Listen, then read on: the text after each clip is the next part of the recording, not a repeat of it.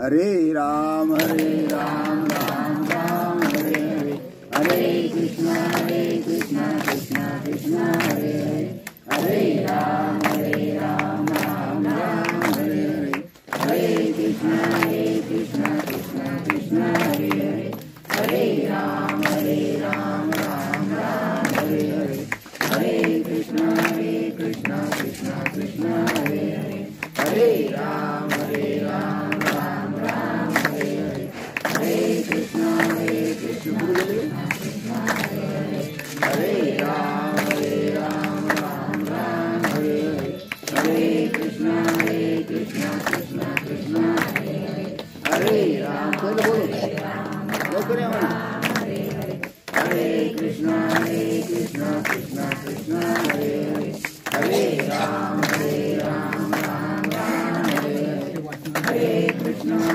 कृष्णा कृष्णा हरे हरे. हां बुक या बोटानं बुक्का लावा इथं.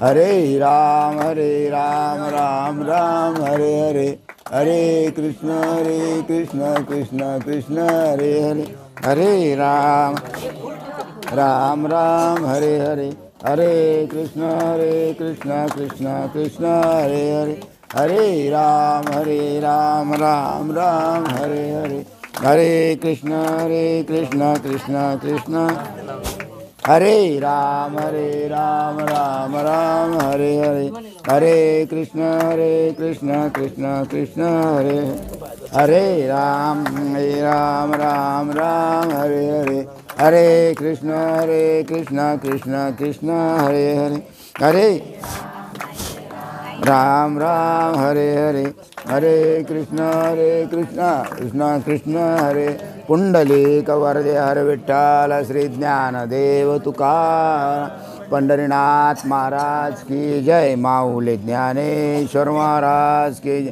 राष्ट्र संत सद्गुरु श्रीपाद बाबा की जय, सच्चिदानंद रामदास बाबा की जय, सब संतन की जय. पा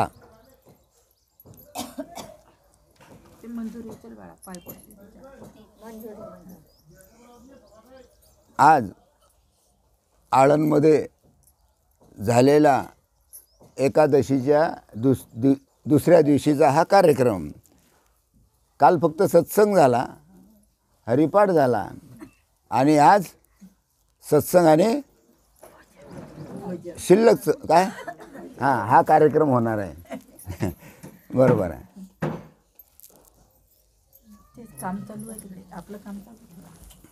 तर आज एकनाथी भागवत याच्यामधला हा 12वा अध्याय आणि तिच्यामधला 13 आणि 14 या 2 श्लोकाचं आपल्याला या ठिकाणी वर्णन करायचं आहे. तिकडे ऐकू येतं काय? टकक ऐकू येते. हे मोठं कठीण काम झालं.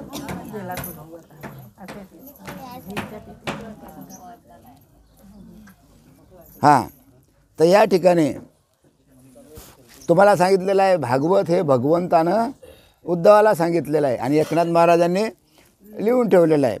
तर हिच्यामधला हा जो 12वा अध्याय तिच्यामधला 13, 14 आणि 15 या 2-3 श्लोकाचं आपल्याला वर्णन करायचं आहे एका तासात. वास्तविक आता 9:30चा टाईम होता, आता 10:30 झाले. बरोबर आहे. तुम्ही लवकर पोळ्या केल्या नाही त्याच्यामुळे हा परिणाम झाला. भुका तुम्हाला लागतील, मला काही लागत नाही. तर आज या ठिकाणी प्रवचनाच्या निमित्तानं मी 12वा अध्याय सांगतो. पहा,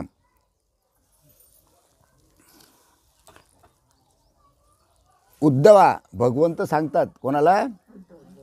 उद्धवाला. उद्धवा माझे स्वरूप शुद्ध आणि निर्गुण आहे.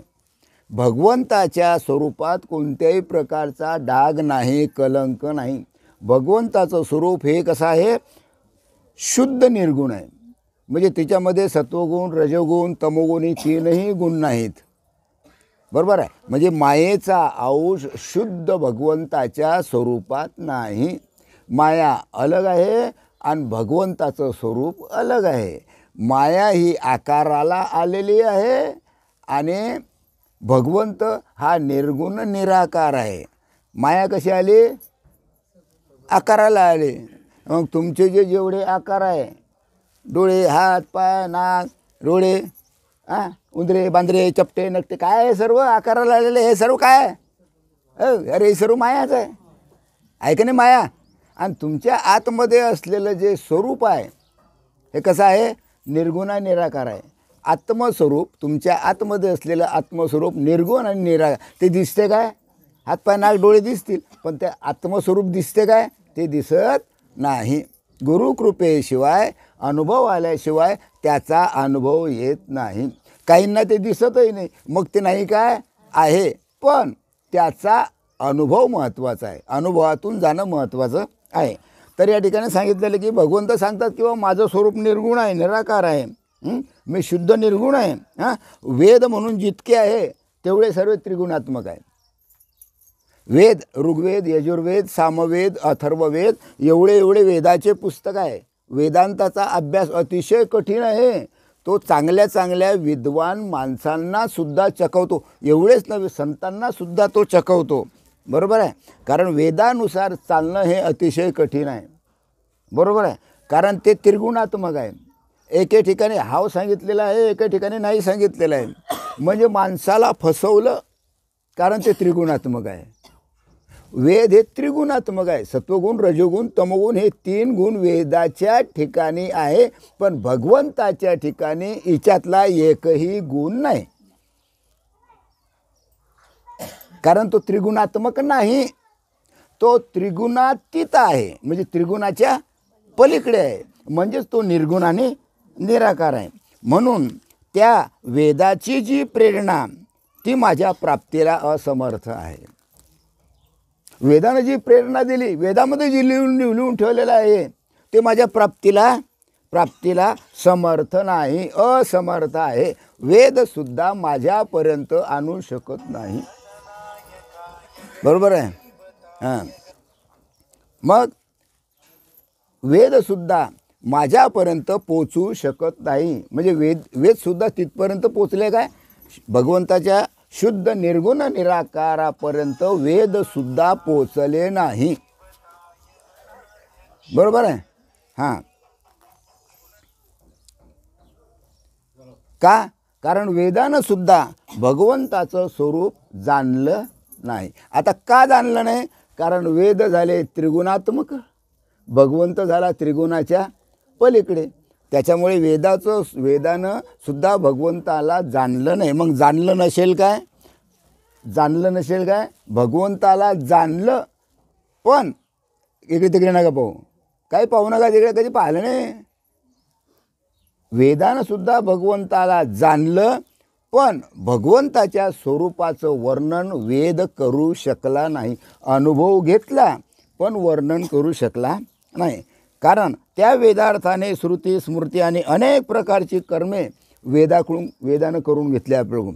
आपण जे कर्म करतो हे वेदांतानुसारच करतो, पण त्या कर्माची गती कोणालाच कळत नाही. वेदानं कर्म अकर्म सांगितलेलं आहे, चांगलं काय वाईट काय सांगितलेलं आहे, नाही काय? पण त्या वेदाची जी गती आहे ही कर्माची गती आहे. हे मात्र आतापर्यंत कधीच कोणालाच कळली नाही आणि पुढे कळणारही नाही. अतिशय गहन आहे, अतिशय. अरे ज्याचे वेद पाठ आहे त्यांना सुद्धा वेदाची गती कळली नाही की वेद काय आहे आणि हिच्यात काय असेल. एका ठिकाणी हो म्हणतो, एका ठिकाणी नाही म्हणतो, एका ठिकाणी सार घेतो, एका ठिकाणी असार घेतो. म्हणजे वेदाची महती अशी आहे की ते कोणालाच कळली नाही. मग तिथं तुमच्या आमच्या सामान्य माणसाला काय कळणार आहे? कारण कर्म हे स्वरूपानं फार गहन आहे. कोण कोणतं कर्म करतो हे अतिशय गहन आहे. आणि त्याचा विधी आणि निषेध त्याच्यापेक्षा कठीण आहे. काय करायचं आणि काय करायचं नाही हे त्याच्यापेक्षा कठीण आहे. कारण विधी निषेध दिलेला आहे. बरोबर आहे. उदाहरण सांगतो, संडासला गेलो, नाही काय, कोणी म्हणतं हातपाय धुतले पाहिजे, कोणी म्हणतं आंघोळ केली पाहिजे, कोणी काय म्हणतात नाही केलं तर निषेध, केलं तर विधी करणं महत्त्वाचं आहे. मग विधी आणि निषेध कसा करायचा, काय करायचा, हे सांगणं अतिशय कठीण आहे. बरोबर आहे. मग थोर ज्ञानी माणसालाही शास्त्राध्यानाने विचार कळत नाही आणि कर्माचा निर्णय कधीच घेता येत नाही. बरोबर आहे.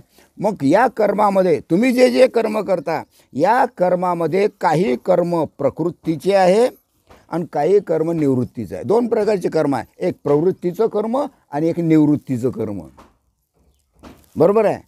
हां, तसेच एखादे कर्म सकाम आहे, एखादे कर्म निष्काम आहे. काही काही सकाम कर्म आहे. बुवा देवाची जर भक्ती केली तर आमचं चांगलं झालं पाहिजे, सकाम. आणि काही काही देवाची भक्ती निष्काम पद्धतीने करतात.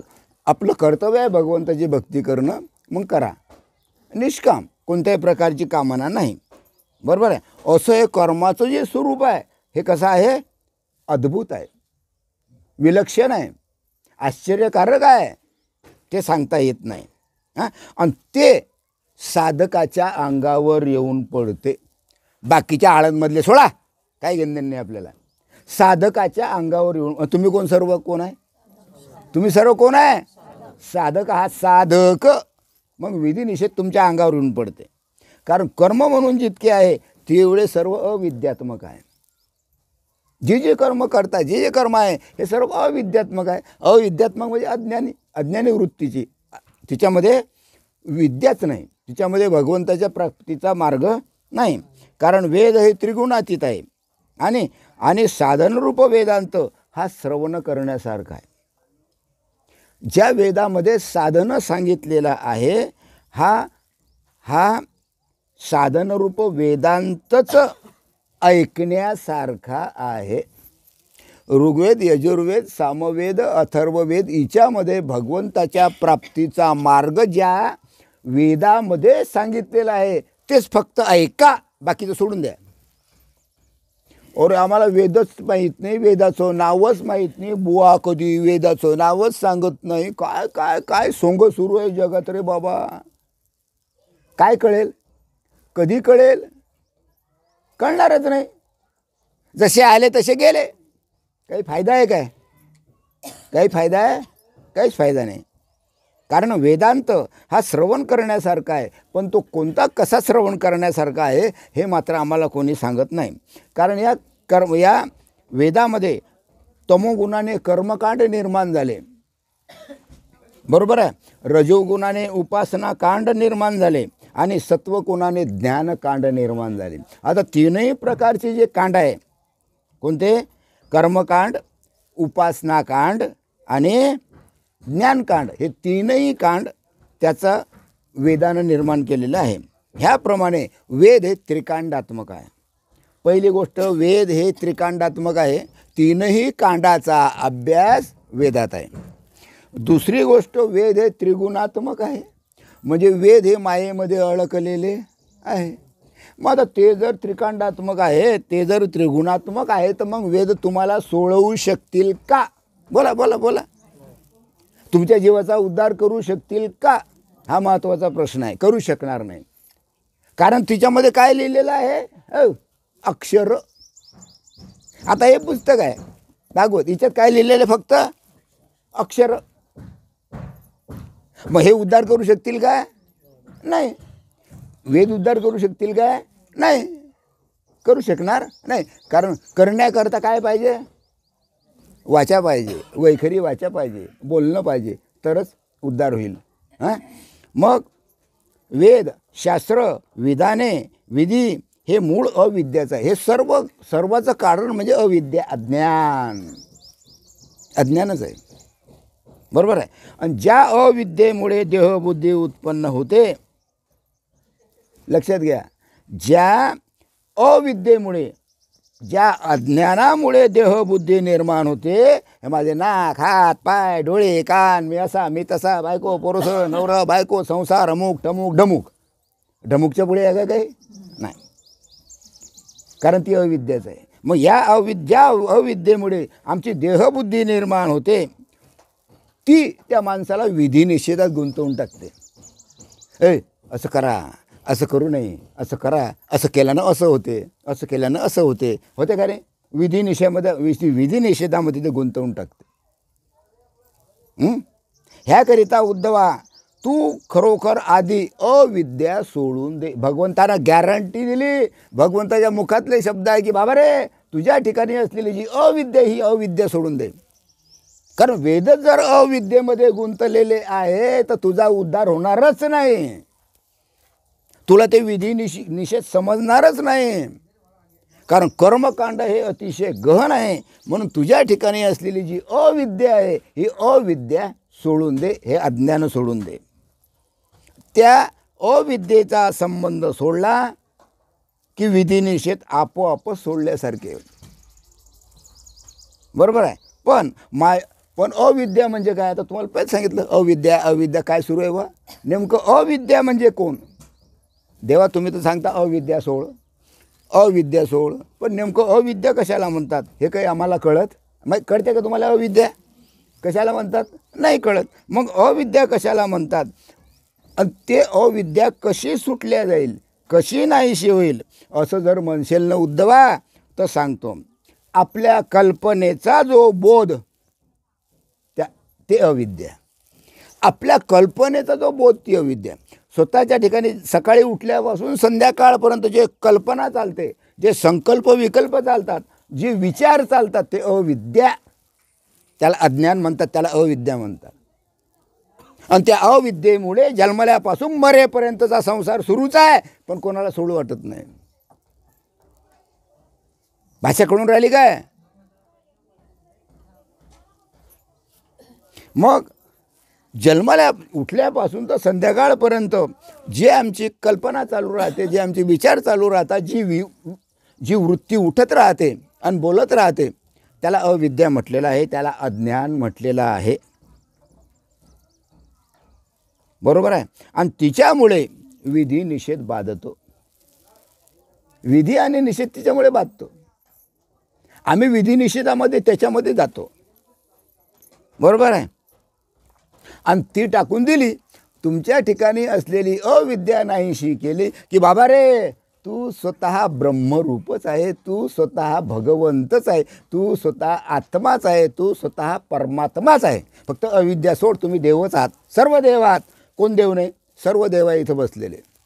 एवढंच नाही, आळंदमध्ये जेवढे असतील घरी टी व्ही पाहत वावरात गेलेले ते सर्व देव आहे. या चराचर जगामध्ये जेवढे काही आहे हे सर्व ईश्वर स्वरूपच आहे. पण आमच्या ठिकाणी असलेली अविद्या नाहीशी होत नाही, म्हणून आम्हाला ते आमचं स्वरूप कळत नाही.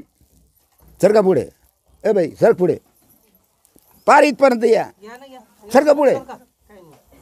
मला मोठ्या नका बोलायला लावू. सर का पुढे? सर का व माय सरक. आणखी ऊन कधी आलं ना तर तुमचं लक्षही लागणार नाही. झालं पहा. मग तुमच्या ठिकाणी असलेली अविद्या सोडली की तुम्ही स्वतः ब्रह्मच आहात, तुम्ही स्वतः परमात्माच आहात. पहा, सेनापती समरांगणात पतन पावला. सेनापती आहे, सैन्याचा मुख्य 10,000 20,000 सैन्य त्याच्या हाताखाली असते आणि तो सेनापती असतो राजाच्या हाताखालचा. मग सेनापती हा जर लढता जर मरण पावला तो बाकीचे सर्व शिपाई पळून जातात. पडतात का नाही? अरे आपला बापा सेनापतीच मेलं तर आपलं काय खरं आहे रे बापा, चला पळून जातात. सैन्य आपोआपच पळून जाते. अगदी याच पद्धतीनं अविद्या सोडून दिली की तुमच्या ठिकाणी असलं विधी आणि विधान हे आपोआपच नाहीसं होते.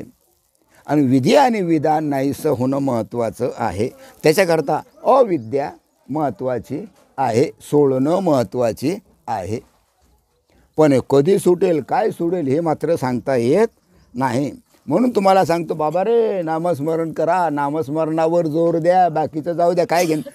आपलं साधायचं. नवऱ्याची घेणं नाही, बायकोची घेणं नाही, पोरासोराची घेणं नाही, शेतीवाडीची घेणं नाही, घरदारीचं पैसा अडका, समाज जात काहीच सोड, काहीच नाही, बिलकुल काहीच नाही हो. एकटे या, एकटे जगा आणि एकटे मरा. मग त्या मरण्यामध्ये परमात्म्याचं जन्म आणि मरण याच्यामध्ये जे आहे तिथं परमात्म्याची भेट पाहिजे. तर जीवाचा उद्धार, तर त्याचं सार्थकता, तर त्याचा फायदा.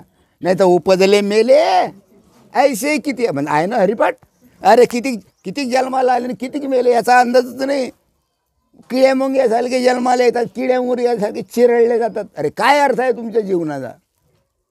मनुष्य जन्म मिळाला ना, सार्थक करून घ्या. भगवंताचं नामस्मरण करा, त्याची ओळख करून घ्या, जीवन जगा आणि मग शेवटी मरा. मरत नाही, भगवंताच्या स्वरूपाची प्राप्ती करून घ्या शेवटी.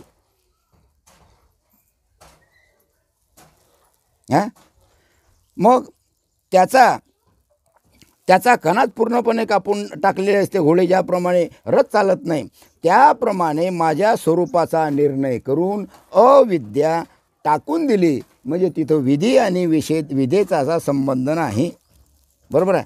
त्याप्रमाणे ही अविद्या सपाट्यासरशी तोडली जाऊन विधी निषेध जागच्या जागी नाहीसा होतो. बरोबर आहे. मग वेदाचं तात्पर्य असं की मुख्यत्वे करून, वेदाचं मुख्य काम काय? वेद काय सांगतो? वेदाचंच म्हणणं असं आहे की बाबा रे, मुख्यत्वे करून मला भगवंताला भजावे. फक्त भगवंताला भजा, भगवंताचं नामस्मरण करा. शास्त्रामध्ये वेदांत श्रवणाने तोच स्पष्ट अर्थ सांगितलेला आहे. वेदांतामध्ये सांगितलेलं आहे की बाबा रे, भगवंताला जाणा, भगवंताला ओळखा. तो वेदांत श्रवण केल्याचे फळ असं की त्यामुळे मग वेदांत श्रवण का करायचा? तर त्याच्यामुळे अविद्येचं निरसन होते, अविद्या नाहीशी होते. म्हणून वेदांताचं श्रवण करायचं, वेदांत ऐकायचा. पण आता वेदांत कशाला म्हणतो हे बुवाला माहीत नाही, बुवालाच माहीत नाही. बुवा अभंग घेतो, 2-4 गोष्टी सांगतो, झालं कीर्तन, टाका पैसे. कधी चांगलं वेदांत सप्ते पारायण भागवत कधी चांगलं वेदांताच्या गोष्टी एखाद्या बुवानं सांगणारच नाही. अरे त्यालाच माहिती, तूच ते सुटत नाही बुवाकडून. तुम्हाला काय सांगणार आहे? तुम्हाला फक्त बुवा फसवणार आहे, कल्याण नाही करणार.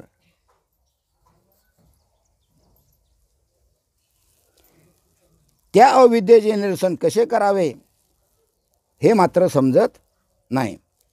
मग आता तू म्हणशील की अविद्या कशी नष्ट होणार? तुमच्या ठिकाणी जे अज्ञान आहे, जी अविद्या आहे, ही अविद्या नाहीशी कशी होणार? हे तो फार कठीण आहे बुवा, आहे का नाही? प्रत्येकाला वाटते की नाही? इथं आपल्या ठिकाणी असलेली अविद्या ही फार कठीण आहे, ती काही सुटत नाही. आणि ती कशी सुटणार, कशी नाहीशी होणार? तर वेदशास्त्र किंवा कर्माचे विधान हे साधन अविद्यात्मक आहे. म्हणजे तुम्ही जे काही वाचा, वेद झालं, शास्त्र झालं, कर्माचं विधान झालं, जे काही तुम्ही वाचता हे सर्व अविद्यात्मक आहे.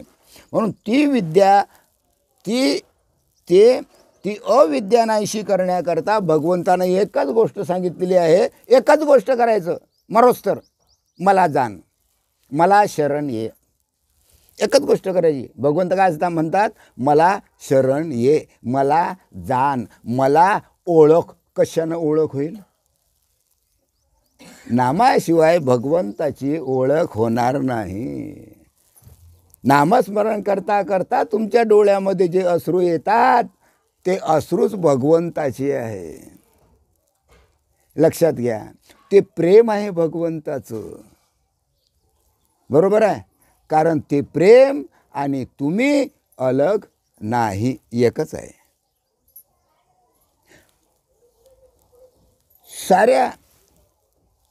साऱ्या नातेवाईकाकरता आम्ही रडतो. कोणी मेलं की रडलं, कोणी मेलं की रडलं. पोरगी असली पुण्यात तर थोडं बोंबलत येते. बाप मेला, माय मेला, बहीण मेली, भाऊ मेली, मावशी मेली, येते की नाही? अरे नातेवाईकाकरता कोणी रडते. भगवंताकरता रडा. भगवंताकरता डोळ्यातून टप्पू आलं पाहिजे, अश्रू आलं पाहिजे. त्याला भगवंताची भेट म्हणतात. तो एक आनंद आहे, ते एक प्रेम आहे भगवंताचं. आणि जोपर्यंत तसं होत नाही तोपर्यंत जीवाचा उद्धार होणार नाही. ऐकून घ्या, ऐकून घ्या, शांत व्हा, ऐकून घ्या, नंतर रडा, ऐकून घ्या, थांबा, बस शांत व्हा, शांत व्हा, शांत व्हा, शांत व्हा. हां, ऐकून घ्या, ऐकून घ्या. हां, तर भगवंताकरता आपल्या डोळ्यात अश्रू आले पाहिजे. आणि त्याच्याच करता भागवत आहे, त्याच्याच करता पारायण आहे. कुठं कळते, कोणाला कळते, कोणालाच कळत नाही. आवरून घ्या, आवरून घ्या, बस बस बस. हां, ऐकून घ्या, बस बस, उघडा डोळे. हां, डोळे उघडा. हां, बस बस, उघडा डोळे. उघडा डोळे. हां, पहा, ऐकून घ्या. सरका पुढे, सरका, सरका पुढे, इथं या, इथं सरका. येऊन राहिले लोक आणखी. चला चला, सरका. हो माय, सरक. मला सरक सरक म्हणणं याच्यात बी येईन ते, सरक सरक याच्यात सरका. डोक्याला ताप आहे. हां, तरी तुम्हाला सांगलं जागा सोडा. हां, बस पहा. तर भगवंत काय सांगतात, मला शरण ये. बरोबर आहे. हिच्यात सांगितलेलं आहे, स्त्री पुत्रादिकांचा ध्यास सोडून. स्त्री पुत्र हिच्यात लिहिलेलं आहे बरं, खोटं वाटत असेल तर यान पहा. जे लिहून ठेवले ते तुम्हाला वाचून दाखवून राहिलो. स्त्री पुत्रादिकांचा ध्यास सोडून. बायकोचा ध्यास सोडा, पोरायचा ध्यास सोडा, नातवंडाचा ध्यास सोडा, पैशाचा ध्यास सोडा, याचा ध्यास सोडा. जोपर्यंत हा ध्यास सोडणार नाही तोपर्यंत भगवंताची भेट कशी होईल. आम्ही तिच्यात घुसतो. ज्ञानेश्वर तुकाराम महाराज, एकनाथ महाराजांनी संसार केला की नाही. बोला बोला सर्वजण, संसार केला की नाही. संसार केला, त्यांना बायको पोरं सर्व होते. कोणाला, तुकाराम महाराजांना. सर्व संतांनी संसार केला, पण ते त्या संसारात गुरफटले नाही. लक्षात घ्या. आम्ही संसार करतो त्यात गुरफटतो, बुळ्या मारतो, त्यातच मरून जातो. काय फायदा रे अशी जिंदगी जगून. म्हणून भगवंत सांगतात, स्त्री पुत्रादी विषयाचा ध्यास सोडून, योग योग्यता, शहाणपणा, कर्मटपणा आणि कर्माचा अभिमान सोडून मला शरण ये. मला शरण ये. भगवंत म्हणता मला शरण ये. ज्या वेळेस भगवंताला शरण जातो मनुष्य, त्यावेळेस आपोआपच त्याचं डोकं कुठं टेकते.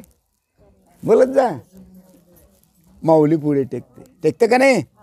हां, असं ताट राहते काय. हां, ताट राहते तो अभिमाने.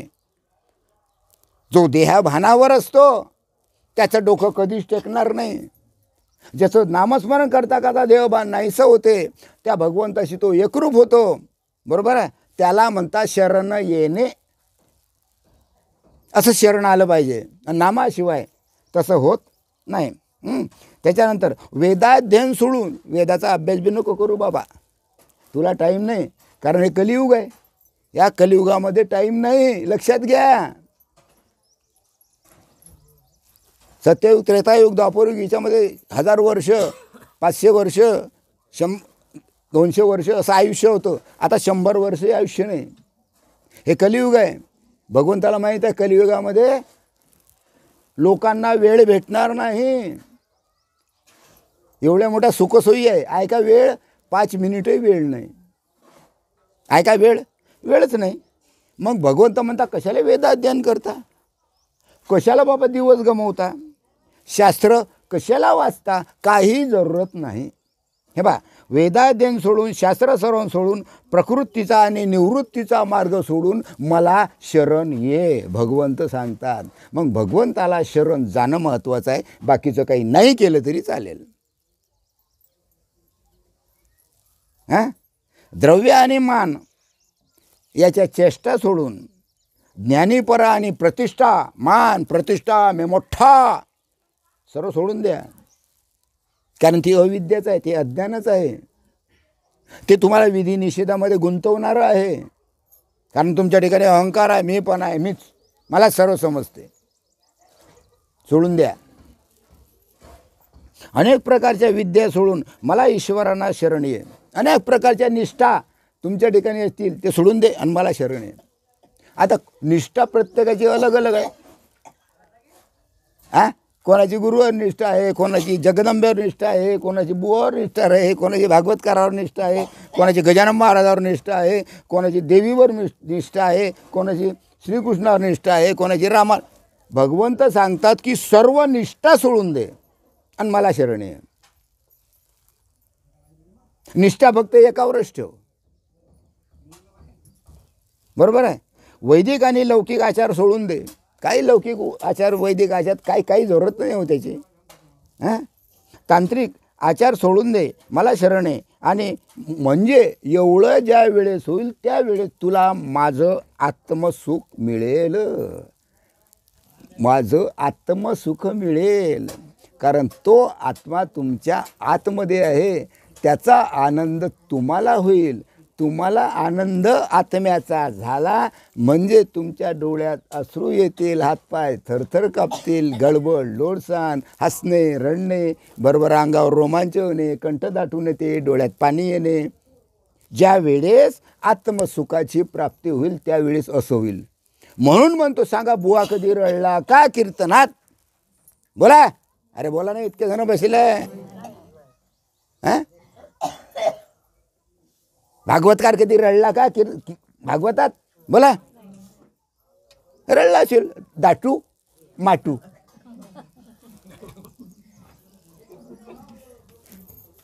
केव्हा? सुदाम्याची गोष्ट सांगितली तेव्हा, किंवा भरत भेट सांगेल तेव्हा. भरत भेट सांगली की चांगल्या चांगल्या माणसाला बायाला रडू येते. सुदाम्याची गोष्ट चांगल्या चांगल्या बायाला मग तो भगवंताला शरण गेला का?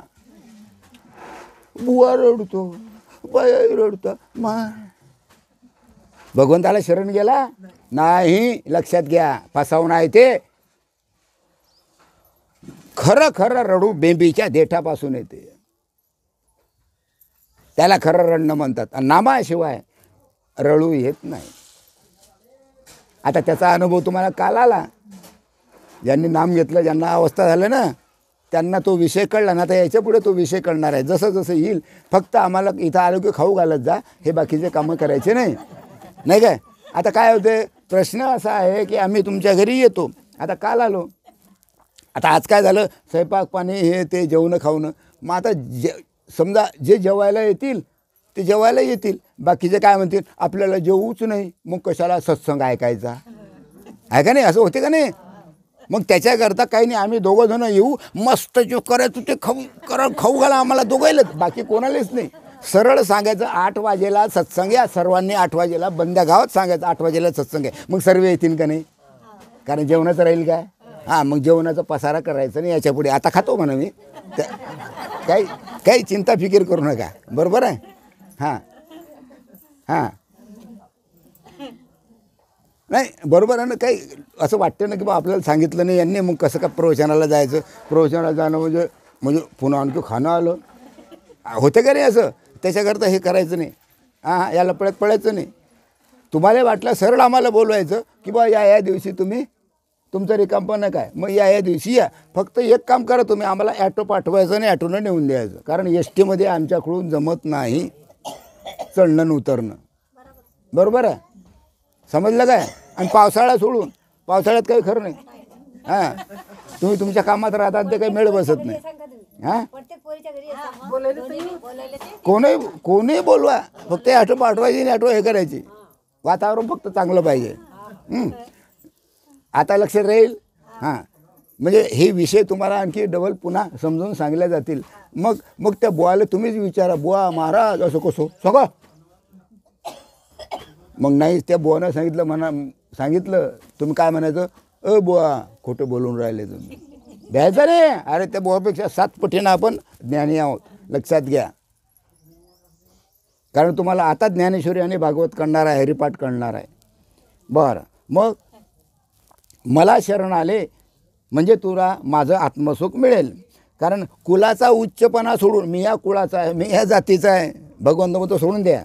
हां, जातीचा अभिमान सोडून, आश्रमाचा थोरपणा सोडून, आहे ना, मोठे मोठे आश्रम आहे, करोडो रुपयाचे बांधलेले मोठे मोठे आश्रम आहे, मठ आहे. पहा तुम्ही, पंढरपुरात द्या, आळंदीत जा, इकडे, अरे बाबा बाबा बाबा किती पैसा जमा केला, केवढे मोठे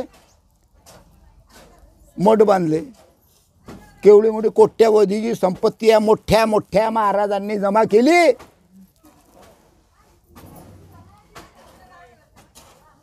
काय फायदा? कोणा करता? कशा करता? भगवंताने सांगितलं काय? श्रीपाद बाबाने हे केलं काय? श्रीपाद बाबाने हे केलं नाही, लक्षात घ्या. श्रीपाद बाबाला हे मंजूर नाही. श्रीपाद बाबा म्हणतात की हे चालते बोलते मंदिर आहे, हे प्रत्येक मनुष्य देव हे चालतं बोलतं मंदिर आहे. या मंदिरामध्ये असलेला जो आत्मा आहे, जो भगवंत आहे, त्याला जागृत करा, त्याला मदत करा, त्याला नाम द्या, त्या जीवाचा उद्धार झाला पाहिजे. हे श्रीपाद बाबाचं कर्तव्य आहे आणि श्रीपाद बाबानं जिंदगीभर केलं आणि तेच आम्हाला करायचं आहे. नुसतं खा प्या मजा मारा याच्याकरता मनुष्य जन्म नाही. हां, कुठं चालले मोठे मोठे साधू, मोठे मोठे पेपर पहा, मोठा साधू चाललं पेपरामध्ये द्यायचं नाव आणि लोक मग मोठा साधू आहे पहा, इतके इकडे राहतो आणि आता आपल्या गावात येणार. बंदे 50 गावातले लोक तिकडे चालले पाहायला लागत. महाराज अरे वा, किती अज्ञान आहे, किती अंधश्रद्धा आहे. आणि देव कळायचं कामच नाही. समजून राहिलं काय? हा, इकडे तिकडे नका लक्ष देऊ. काय काय सांगितलं पहा. ज्ञान आणि ध्यान सोडून, विधी आणि विधान सोडून, देहाचा अभिमान सोडून मला शरण ये. हां, भगवंतानं फक्त शरण यायला सांगितलं. मला शरण आला म्हणजे मी तुझा उद्धार करेल. काही जास्त सांगितलं नाही हो, फक्त शरण यायला सांगितलं. अंतर्यामी हे माझे नाव. हां, ऐकून राहिले का सर्वजण? अंतर्यामी हे माझे नाव. मी तुमच्या अंतर्यामात आहे, म्हणजे तुमच्या हृदयात आहे. अंतर्यामी हे माझं नाव आहे. मी इथं आहे, इथं शोधा मला. बाहेर नाही सापडणार, मंदिरात नाही सापड, कुठं सापडणार नाही. तो तर घरी काम तोड आहे काय? कुठेही जाऊन बसीन आपलं. हां, तो कुठे आहे? तुमच्या आतमध्ये आहे, त्याला शोधा. आम्ही फक्त बाहेरच पाहतो. इतके लोक पंढरपूरला जातात, बरोबर आहे. एखाद्या मुलीचं लग्न झालं, बरोबर आहे. आता ती मुलगी गेली माहेरी. ऐकून राहिले का नाही? ती मुलगी गेली माहेरी. मग सासू सासरे काय म्हणतात, जा पोराला सांगतात मुलीला घेऊन ये. मग त्या पोरानं त्याच्या बायकोला, म्हणजे त्या मुलीला घरी आणाव की नुसतं पाहून यावा? बोला बोला बोला, अरे बोला ना. पाहून यायचं काय? पाहिलं चाललं मी घरी, असं आहे काय? मग काय करायचं? घेऊन यायचं. हे समजलं का तुम्हाला? बाजारात गेले, हां, मग भाजीपाला घेऊन यायचा की नुसता पाहून यायचा? बोलत जा. हां, घेऊन यायचा. पंढरपूरला गेले तर विठोबाला नुसतं पाहून यायचं की घेऊन यायचं? बोला, अरे बोला. आम्ही नुसतं पाहतो आणि चाललं येतो घरी. पंढरपूरला गेलो, अरे काय फायदा आहे का त्याचा? अरे तुम्ही तिथं गेले, त्याला हृदयात बसवा तुम्ही. काय विचित्र धंदे, किती अज्ञान आहे जगात.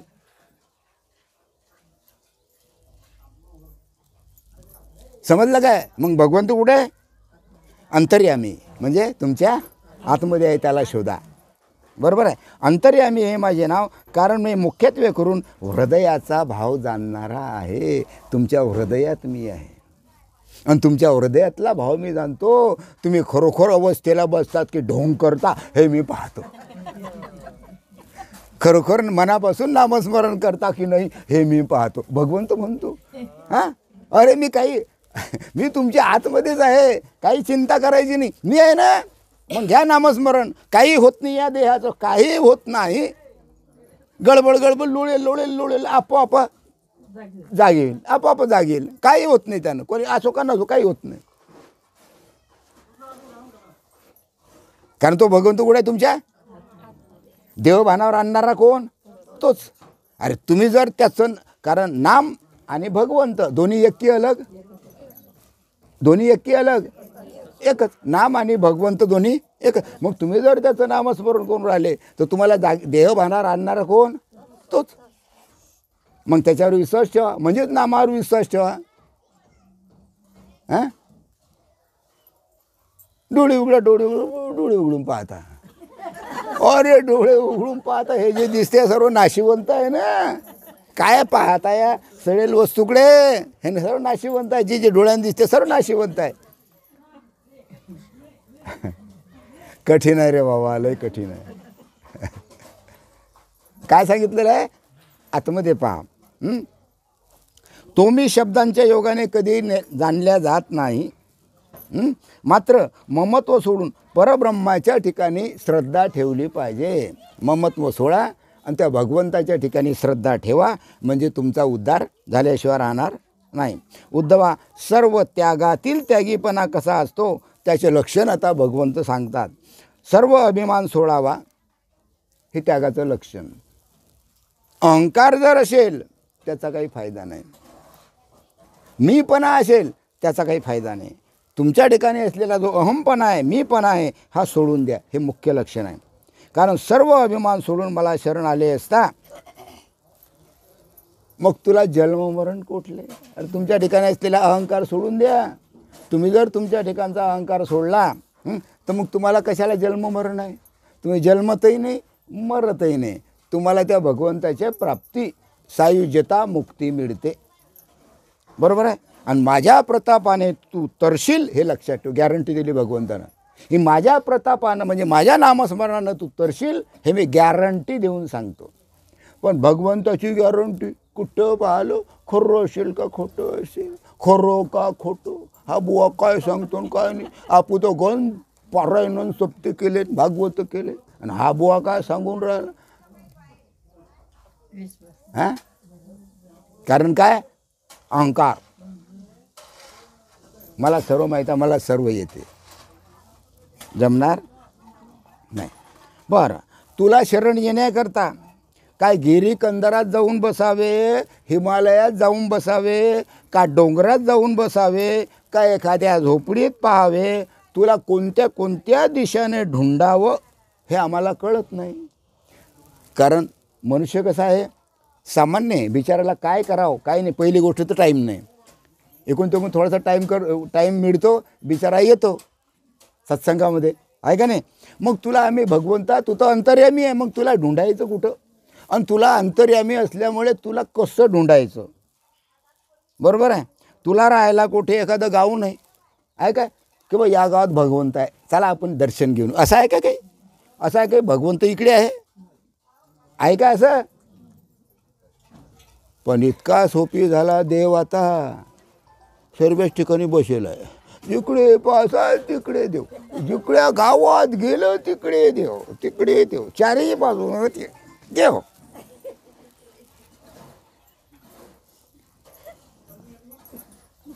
याला अज्ञान म्हणतात. हा,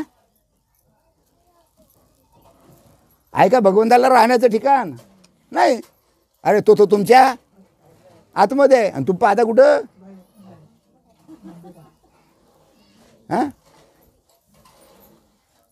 सडल्याची धाव, बस चाललं ढुंढणं. सडल्या धावतो कुपाटीपर्यंत, आणि तो काय म्हणतो त्याच्या पुढे जगच नाही. असं आमचं सुरू आहे. आम्ही धावतो, इकडे जाय तिकडे जाय, या देवाला जाय त्या देवाला जाय, इकडे पायाला पड तिकडे पाया पड, सुरू. देव काही भेटत? त्याच्या पुढे जा, त्या टाईमला तुम्हाला देव भेटेल. हां, तुझी नेहमीची एखादी ठराविक जागा कोणती आहे का? भगवंताची एखादी ठराविक जागा नाही. मग तुला शरण येण्याकरता फिरावे तरी कुठपर्यंत? बरोबर आहे. अशी मनात उद्धवा, तू जर अशी कल्पना करशील तर बाबा रे, तुला कोणत्या ठिकाणी शरण यावे, तर बाबा मी तुझ्या हृदयातच आहे. गॅरंटी दिली भगवंतानं. काही फिरू नको इकडे तिकडे, रिकामे धंदे करायचे नाही. मी तुझ्या हृदयातच आहे. त्या हृदयस्थ परमात्म्याला तू जाण. सर्वांचे हृदय देशी, ऐकून घ्या, सर्वांचे हृदय देशी अमुक आहे ऐशी, ती स्फूर्ती स्फुरे अहर्निशी, ती वस्तुगामी. अरे तुमच्या आतमध्ये जी स्फूर्ती पुरते ती स्फूर्तीच तुमचं स्वरूप आहे, ती स्फूर्तीच तुमचा आत्मा आहे, परमात्मा आहे. हा, तीच वस्तू मी आहे, तीच वस्तू तुम्ही आहात. कळलं? कळलं काय? हां. तर बाबा मी हृदयातच आहे, त्या हृदयात राहणाऱ्याला त्वरित शरण जा. मग तो तुमच्या हृदयात आहे, मग त्याला शरण जायला पाहिजे की नाही? आणि आम्ही शरण कुठं जातो? बोलत जा बा, बोलत जा बा. आहे जवळ, ढूंढतो बाहेर, भेटेल का नाही? तेव्हा सर्व प्राणी मात्रात आणि हृदयात राहणारा जो मी, त्या माझी सर्व व्यापकता तुला प्राप्त होईल. तू तुझ्या आतमध्ये असलेल्या भगवंताला जर जाणलं, हृदयस्थ परमात्म्याला जर जाणलं, तर मी नुसतं तुझ्या हृदयातच नाही तर संपूर्ण प्राणी मात्राच्या हृदयात एवढं मोठं व्यापक स्वरूप तू जाणशील. गॅरंटी दिली भगवंतानं. यात तीळ मात्रही शंका नाही. बरोबर आहे. तर माझी प्राप्ती व्हायची नाही, कारण अभिमान हेच माझ्या प्राप्तीला विघ्न आहे. कारण तुमच्या ठिकाणी जो अहंपणा आहे, मी अभिमान आहे, हेच माझ्या प्राप्तीला विघ्न आहे. म्हणून अभिमान सोडून दे. हां, उदाहरण दिलं, कुत्र्याने पक्वान्याला स्पर्श केला असता ब्राह्मण त्या पक्वान्याला शिवत नाही. एखाद्या पक्वान्याला नाही काय, पुरणाची पोळी, गावरान तूप, आणखीन काय काय मस्त बासुंदी, पुरी, बाबा काय शिराव, मस्त मजाच मजा. आणि कुत्र्यानं जर स्पर्श केला त्याला तर ब्राह्मण घेईल काय? हे बाबा कुत्र्यानं चांगलं नाही, ते खराब आहे, निषेध करेल त्याचा, तो घेणार नाही. त्याप्रमाणे मनात अभिमान राहिले असता माझी प्राप्ती होत नाही. तुमच्या ठिकाणी अहंपणा आहे, मना अहंपणा आहे, मी पण आहे, मी भेटणार नाही, भेटणारच नाही. तुझ्या ठिकाणी असलेला अहंपणा नाही सागर. हां, तसा मी साधकाला स्पर्श करत नाही. हां, परटाने विटाळलेले पाणी सज्जन स्वीकारत नाही. किंवा उदाहरण दिलं, परटाने विटाळलेले पाणी ज्याप्रमाणे सज्जन स्वीकारत नाही, त्याप्रमाणे उद्धवा हृदयात अभिमान असता मी भेटत नाही. तुमच्या हृदयात अभिमान आहे ना, मी तुम्हाला कधीच भेटणार नाही. डोळ्यामध्ये गेलेला खळा विरघळत नाही, तो काढावाच लागतो. खळा गेला गार, तो खळा जर डोळ्यामध्ये गेला तर तो विरघळत नाही, त्याला काढावा लागतो.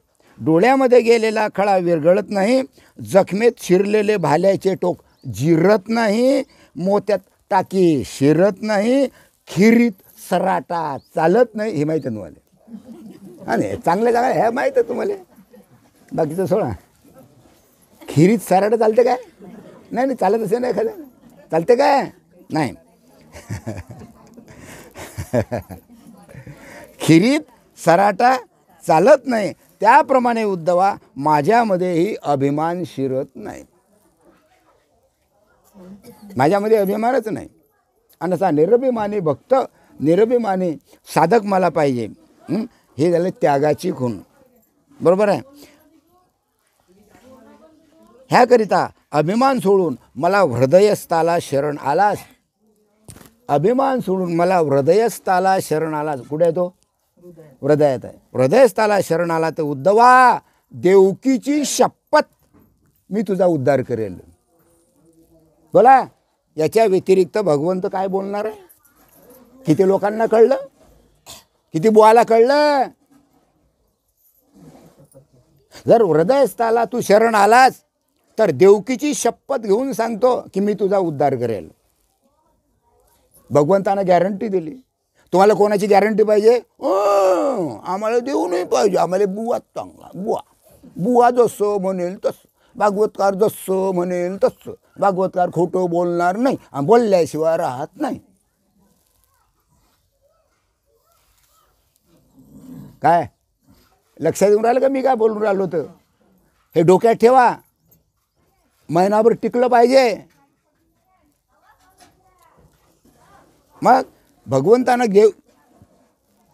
श्रीकृष्ण ती आईची शपथ घातली की देवकीची शपथ, मी तुझा उद्धार करील.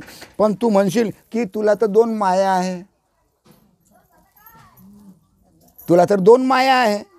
एक आहे कोण? यशोदा. दुसरी आहे देवकी. मग कोणत्या मायेची शपथ? पहा लोक, पहा, भगवंतानं प्रश्न भगवंताचाच आणि उत्तरसुद्धा भगवंताचं. कोणाकरता? जगाकरता. बरोबर आहे की तुला तर 2 आया आहे, तेव्हा कोणत्या आईची शपथ खरी समजाव? हां, तर मला खरोखर तुझी शपथ आहे. भगवंत सांगता उद्धवाला, उद्धवा मला तुझी शपथ आहे. मी त्या जीवाचा हृदयस्थ परमात्मा ज्यानं जाणलं त्या जीवाचा उद्धार करेल. जाऊ दे मायचं, तुझी शपथ घेऊन सांगतो. पण तू शब्दात काही सापडत नाही, कारण बाबा माझी शपथ मायची 2 माया आहे, तर तू काही शब्दात सापडत नाही, कारण तू शब्दाच्या पलीकडे. मग कोणत्या मायेची शपथ? या मायेची शपथ घेतली तो म्हणजे नाही या मायेची शपथ. एकीची घेतली नाही म्हणजे या मायेची शपथ. असं जमणार नाही, कारण खोटं बोलायची सवय आहे तुला. उद्धव सांगून राहिला कोणाला? भगवंताला. जाऊ दे बाबा, हे माय जाऊ दे, ते माय जाऊन दे. अरे उद्धवा, मी तुझी शपथ घेऊन सांगतो, मी तुझ्या जीवाचा उद्धार करेल. माझी शपथ. भगवंत म्हणतो माझी शपथ. देवा तुम्ही कुठं मी कुठं? मी भक्त आणि तुम्ही देव, आणि तुमची शपथ कसं काय? तुझी शपथ खोटी ठरली तर तुमच्यासारखा समर्थाशी आम्ही काय भांडत बसावं? असे म्हणशील तर उद्धवा असे मात्र म्हणू नको. मी जी तुझी शपथ घेतली ती शपथ परमात्म्याचीच आहे. अरे उद्धवा, मी तुझी शपथ घेतली, ती शपथ तुझी शपथ नाही तर परमात्म्याची शपथ काय? कारण मी तुझ्या हृदयातच आहे म्हणून मी तुझी शपथ घेतली. कारण तू जरी उद्धव असला तरी तुझ्या हृदयामध्ये मी आहे म्हणून तुझी शपथ घेतली. मी तुझा उद्धार करेल.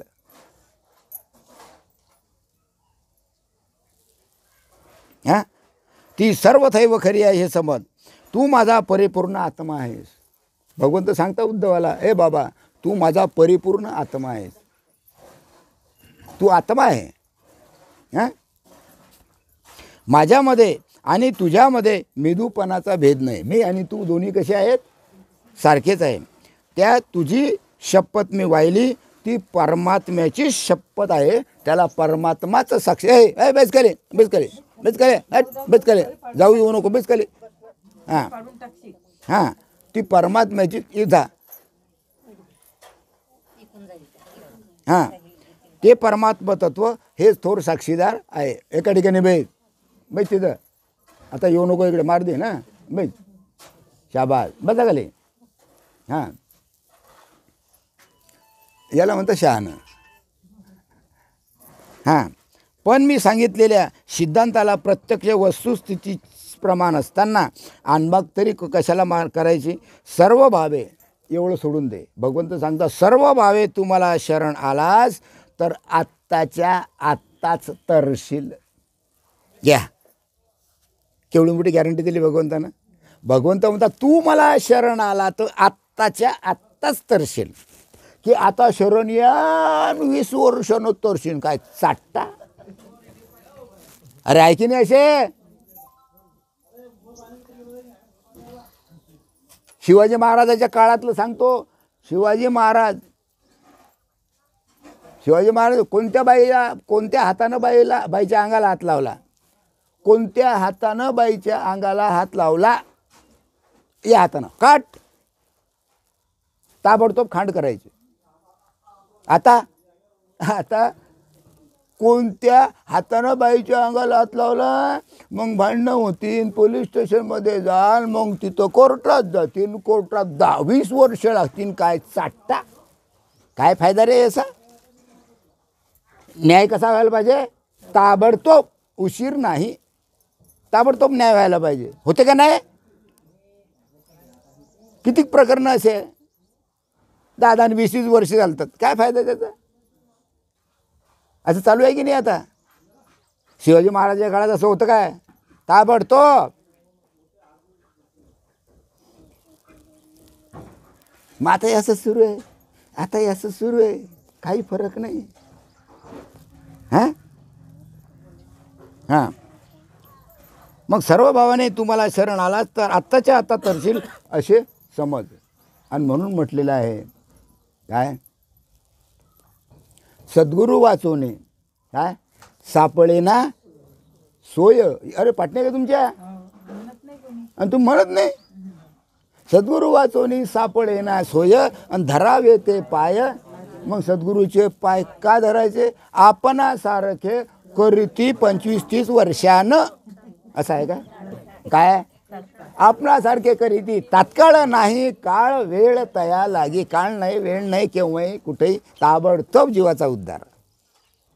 संत हे ताबडतोब समोरच्या साधकाला आपल्यासारखं बनवतात. म्हणजे सद्गुरूला जो अनुभव आहे तोच अनुभव साधकाला ते आणून देतात. त्याला म्हणतात आत्ताच्या आत्ता. आणि हेच आत्ताच्या आत्ताची गोष्ट भगवंतानं उद्धवाला सांगितली गॅरंटीनं.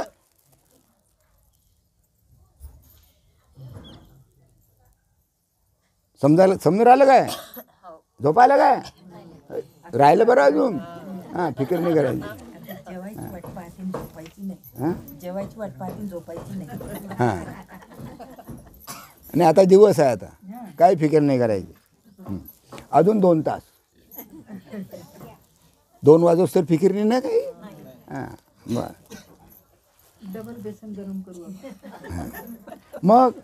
मग तू मला शरण आला, मला प्रेमाने शरण आलात तर कडिकाठ सुद्धा तुझ्या पाया पडेल. लक्षात घ्या.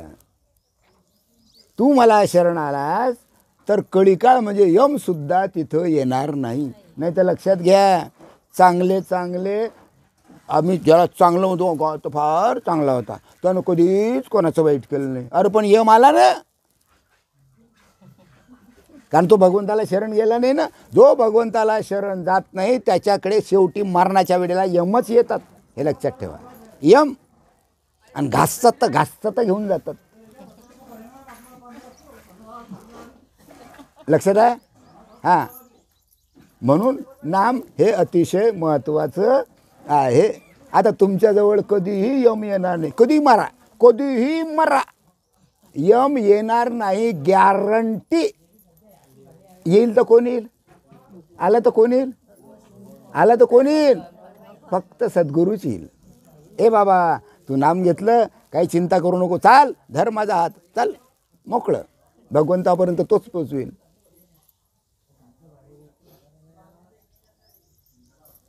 गेली साधूनं गॅरंटी. एखाद्या बुवानं आपलं येथे येऊन जाऊन बुवावरच येते, कारण ते बुवाच तशा म्हणून बुवावर येते. गॅरंटी देणारं पाहिजे की नाही? एखादी वस्तू आणता दुकानात जाऊन, का किती वर्षाची गॅरंटी? गॅरंटीशिवाय घेतो का आम्ही? मग पैसे देतो आणि ती वस्तू आणतो. त्या गॅरंटीच्या आत जर बिघडलं तर पुन्हा गॅरंटी दिली. मग ह्या जीवनाची गॅरंटी कोण द्यावा?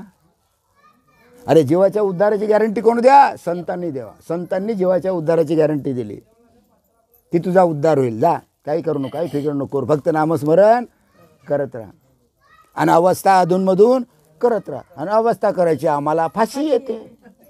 का हो कधी अवस्था केली? ते तुम्ही आले होते त्यावेळेस केली तर आत्ता केली 6 महिन्यानं. वा अरे काय फायदा, काय कठीण आहे रे बाबा.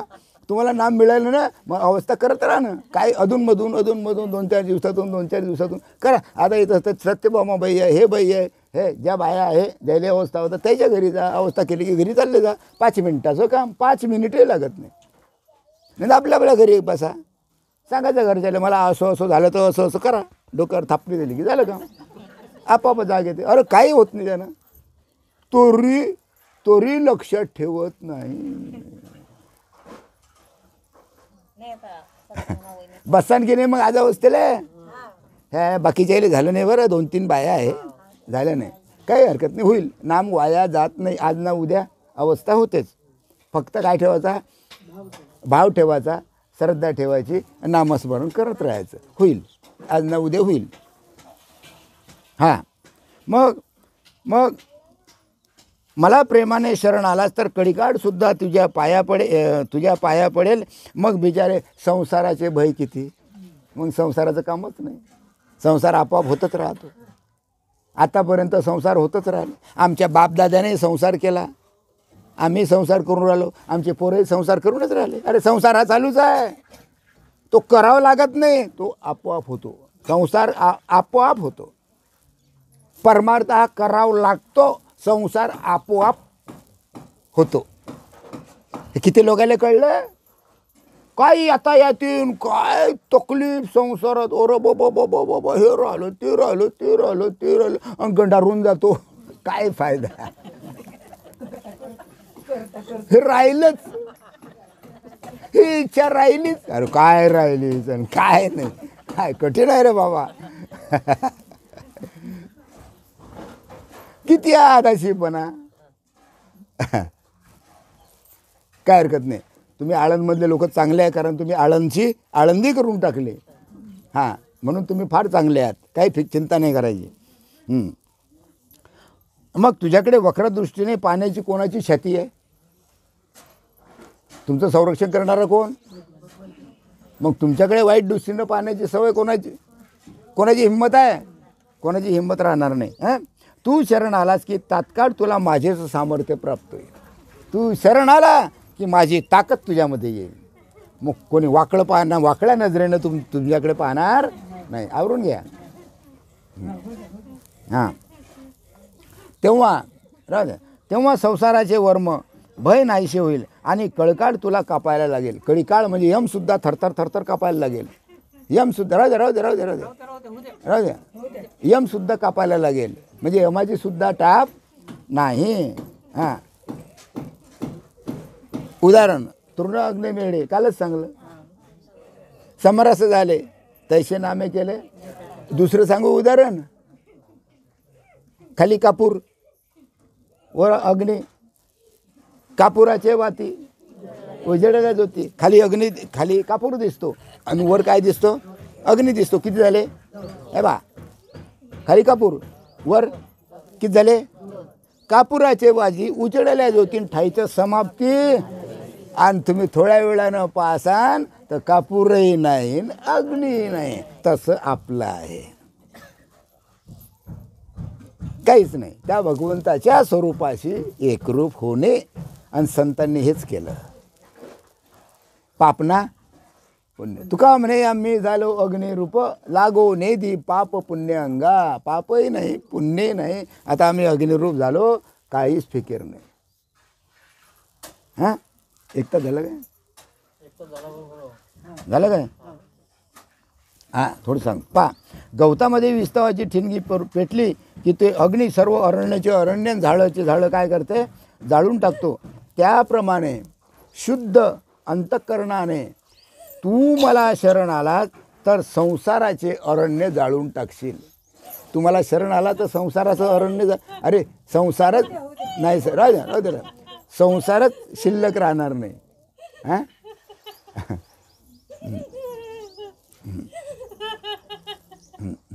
आवरून घ्या.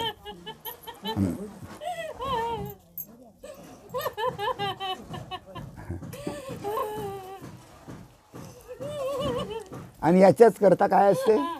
याच्याच करता भागवत असते. हा आनंद उपभोगण्याकरता भागवताला होतात.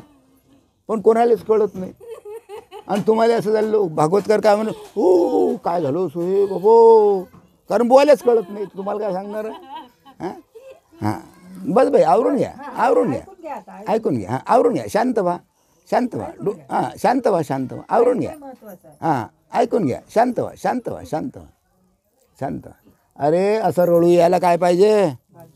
भाग्य पाहिजे. भाग्यवंतालाच रडू येते भगवंताच्या आठवणीत. हां महान भाग्यवान तुमच्यासारखे भाग्यवान तुम्हीच. हां मग हृदयस्थाला शरण यावे हे खरे, पण तो हृदयस्थ आम्हाला कळत नाही. पहा, देवा तू तर म्हणतो हृदयस्थाला शरण आहे, आणि मग ते हृदयस्थ तर आम्हाला कळत नाही.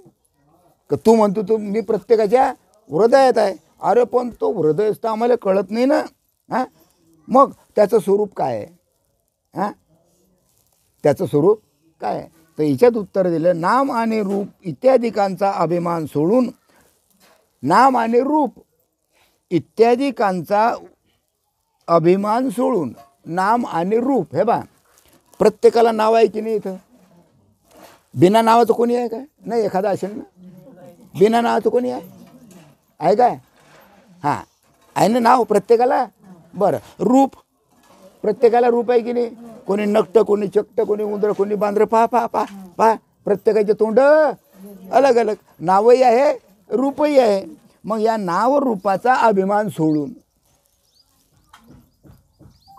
तुझ्या ठिकाणी उद्धवपण म्हणून जे स्फुरण राहते, तुझ्या ठिकाणी उद्धवपण म्हणून जे स्फुरण राहते, तेच माझे हृदयस्थाचे स्वरूप आहे असे समज, आणि त्याला तू शरण जा. त्या हृदयस्थ परमात्म्याला तू शरण जा. कारण नाम रूप गुण याचा संबंध म्हणजे मायेचा संबंध. जिथं नाम आहे, जिथं रूप आहे, जिथं गुण आहे, तिथं माया आलीच. आणि ती माया काही भगवंताला भेटू देत नाही. नाम रूप आणि गुणाचा संबंध तोडून टाकायचा म्हणजेच